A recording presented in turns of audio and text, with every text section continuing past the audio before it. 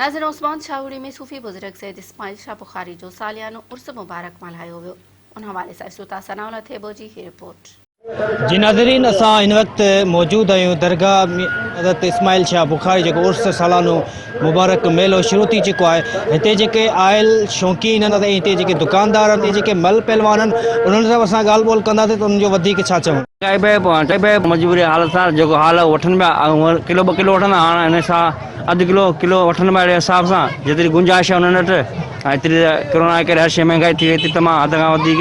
इन वक्त जेको किराना जी सूरत हाल जेको आहे उन मंझि जेको महांगाई ऐं बेरोज़गारी तमामु घणी थी वई आहे। इन खां बहितर इहो आहे त किराना जो लॉकडाउन जो सिस्टम ख़तमु हुअणु घुरिजे।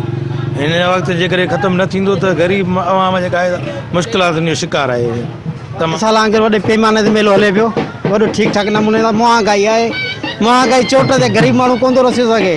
बाक़ी मेलो माशाल्लाह हींअर सुठो आहे।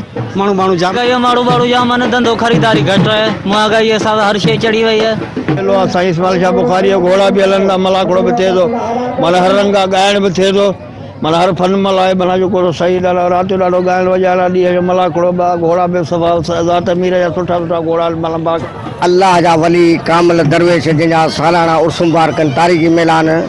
त हीअ न आहे 10 महीने मेलो थींदो आहे। जेको मेलो ही थियो आहे हींअर 15 महीननि खां पोइ थियो आहे। अबाए किरोड़ा बीमारी आहे, विजुत को बीमारी जो त असांखे नज़र कोन आयो, छो त दुनिया खे या खंघि ज़ुकाम नंढे ॿार खे बि हूंदो आहे, वॾे खे बि हूंदो आहे, सियारो ईंदो आहे त हर शइ थी वेंदी आहे। त बीमारी का बि कोन्हे।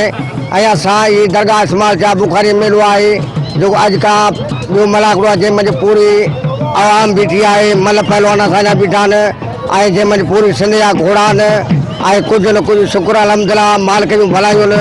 असांजी रोज़गारी जेकी बि आहे त असांजी आवाम सां ऐं मल पहलवान सां, ऐं जंहिं महिल जाटरी ते आहे, वारे ते आहे,